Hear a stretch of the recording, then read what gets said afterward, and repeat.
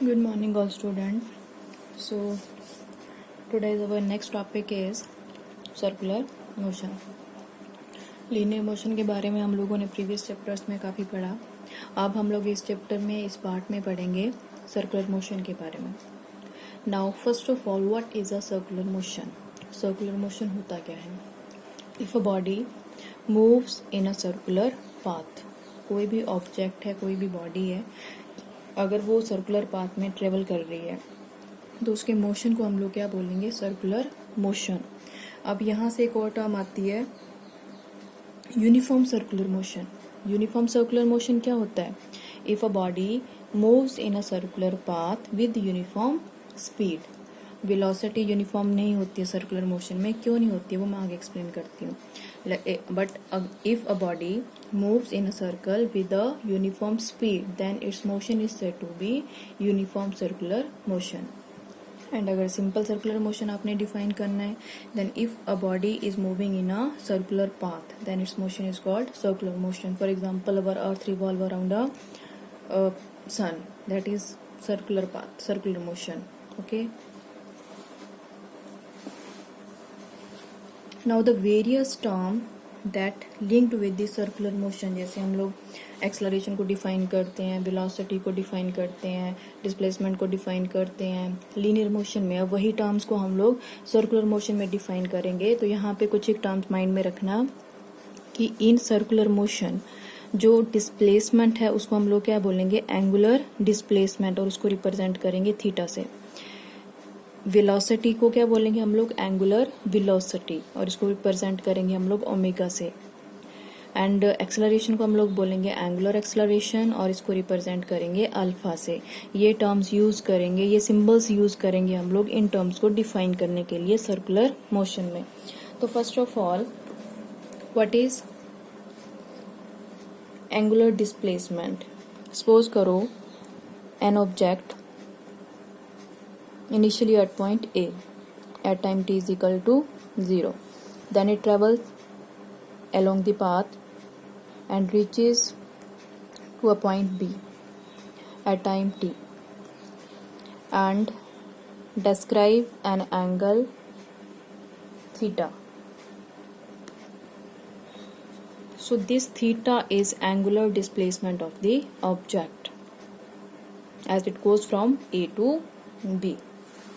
Linear displacement तो ये path आ जाएगा ना, लेकिन एंगुलर डिस्प्लेसमेंट क्या आ गई? जो उसने एंगल डिस्क्राइब किया at the centre. This is called angular displacement. और एंगुलर डिस्प्लेसमेंट को हम लोग कैसे फाइंड आउट कर सकते हैं? Theta is equal to arc over radius. This is the formula to find theta. बाकी थीटा के जो यूनिट्स होते हैं that is radian. And dimensions क्या होंगे इसके? डायमेंशंस होते नहीं है इसके, क्योंकि आर्क भी लेंथ है, रेडियस भी लेंथ है. तो लेंथ अगर हम लोग आर्क के डायमेंशंस पुट करें l, रेडियस के डायमेंशंस पुट करें l, तो टोटल क्या आ जाएगा हमारे पास? 0. m0 l0 t0. No dimensions. Theta have no dimensions. इसके बाद आएगा हमारा angular velocity. Next term is angular velocity. अब वेलोसिटी, वैसे जनरली वेलोसिटी क्या होता है? The displacement per unit time. तो यहाँ पे वेलोसिटी क्या होगा? Angular displacement per unit time. Angular velocity is equal to angular displacement per unit time. अब एंगुलर डिस्प्लेसमेंट क्या है यहाँ पे? Theta. Time is T. Angular velocity represented by omega. This is the expression for angular velocity. Omega is equal to theta by 2. अब theta किसके equal है? अगर हमारी बॉडी सर्कल कंप्लीट कर रही है तो थीटा किसके इक्वल आएगा? 2 पाई. 360 डिग्री. 360 डिग्री क्या होता है? 2 पाई. तो you can right 2 pi over T. अगर टी हम लोग टाइम पीरियड ले रहे हैं, कैपिटल टी. ठीक है. स्मॉल से भी रिप्रेजेंट कर सकते हो आप, कैपिटल से भी रिप्रेजेंट कर सकते हो. ठीक है. This is the angular velocity, अब एंगुलर वेलोसिटी के यूनिट्स क्या आ जाएंगे, यूनिट ऑफ ओमेगा, ओमेगा के यूनिट्स क्या आ जाएंगे, रेडियन पर सेकेंड, थीटा के यूनिट्स रेडियन, टाइम के यूनिट्स सेकेंड, तो रेडियन पर सेकेंड। और डायमेंशंस क्या आ जाएंगे, डायमेंशंस ऑफ ओमेगा, थीटा के डायमेंशंस क्या होते हैं, m0, l0, t0, क्योंकि ओमेगा किसके इक्वल है, थीटा ओवर टी। तो थीटा के तो कोई डायमेंशंस नहीं होते, टाइम के डायमेंशंस क्या होते हैं, t, तो m0, l0, t-1, this is the dimension formula for angular velocity. Now time period, time period is represented by T. अब और यहाँ पे जो हम लोग 2 थीटा लेते हैं ना, तो वो टाइम पीरियड टी के लिए लेते हैं। अब पहले टाइम पीरियड समझो क्या होता है, the time taken by the body to complete its one circle, to complete its one revolution, उसको हम लोग क्या बोलते हैं, टाइम पीरियड। और कंप्लीट रेवोल्यूशन, जब वो बॉडी कंप्लीट सर्कल कर रही है तो वो कितना एंगल डिस्क्राइब कर रही है, यहाँ पे 360 डिग्री। तो जब हमारा टाइम पीरियड टी होगा तो हम लोग थीटा एंगल कितना लेते हैं, 2 पाई, ठीक है। सो टाइम पीरियड क्या होता है, the time taken by the body और particle to complete its one rotation is called time period, which is represented by T. And then relation between, अगला जो पॉइंट है, relation between omega and T. Omega क्या होता है, omega is theta by T. अब मैंने क्या बताया कि अगर वो अपना सर्कल कंप्लीट कर रहा है तो स्मॉल टी किसके इक्वल हो जाएगा, T is equal to capital T, और थीटा किसके इक्वल हो जाएगा, 2 pi. So omega is equal to क्या आ गया, 2 pi by T. This is the relation between angular velocity and time period,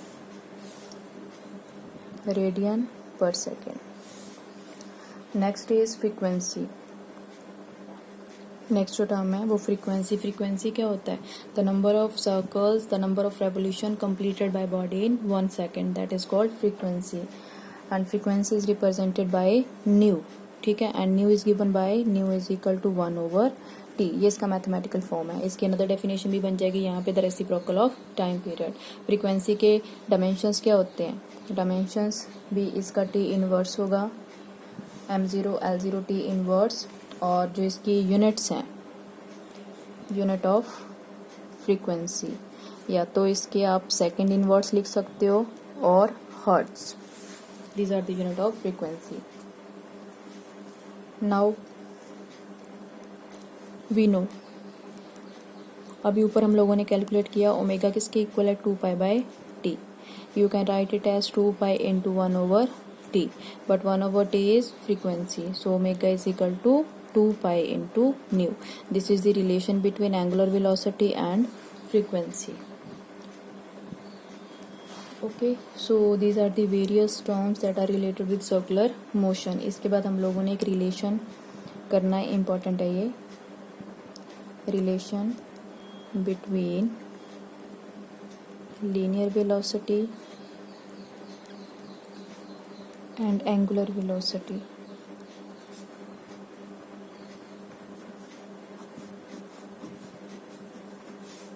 देखो, लीनियर वेलोसिटी हम लोग किससे रिप्रेजेंट करते हैं, v से। एंगुलर वेलोसिटी हम लोग किससे रिप्रेजेंट करते हैं, ओमेगा से। So this is relation between v and omega. या फिर आप लोगों को क्वेश्चन आ सकता है, show that v is equal to r omega. This is the relation between velocity, linear velocity and angular velocity.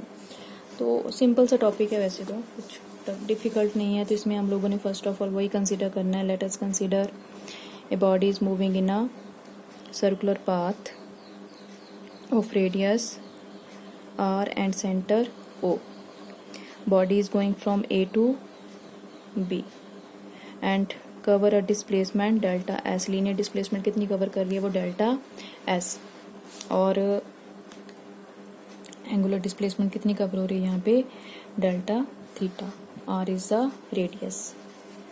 So now omega क्या आ जाएगा by definition, omega is equal to delta theta over delta T, equation number 1। और linear velocity, linear speed by definition क्या होती है, v is equal to displacement over time. Displacement यहाँ पे क्या है, डेल्टा s, और कितने टाइम में ये डिस्टेंस कवर हो रही है, डेल्टा टी में. So delta S over delta T is linear velocity and omega is equal to delta theta over delta T. So that is, यहाँ से डेल्टा एस की वैल्यू क्या आ जाएगी, v into delta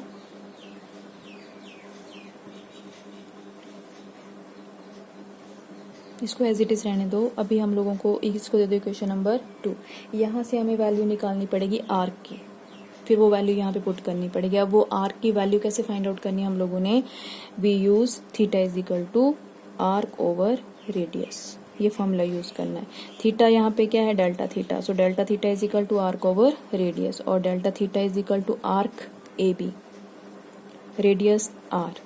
A B कितना है यहाँ पे, delta S over R. This imply delta S is equal to delta theta into R, cross multiply करके फाइंड आउट किया. ओके तो यहाँ से वैल्यू क्या आ गई, delta S is equal to delta theta into R. ये डेल्टा एस की वैल्यू आई. Put this value in equation number 2. Equation number 2 में हम लोग वैल्यू पुट करेंगे, then we get v is equal to delta S over delta T. Delta S की value put कर दो, delta theta into R over delta T और v is equal to R as it is delta theta over delta T. Delta theta over delta T is angular velocity. So v is equal to R omega. This is the relation between linear velocity and angular velocity. ठीक है, important है ये भी. इसके बाद हमारी जो next term आएगी दैट इज एंगुलर एक्सलरेशन.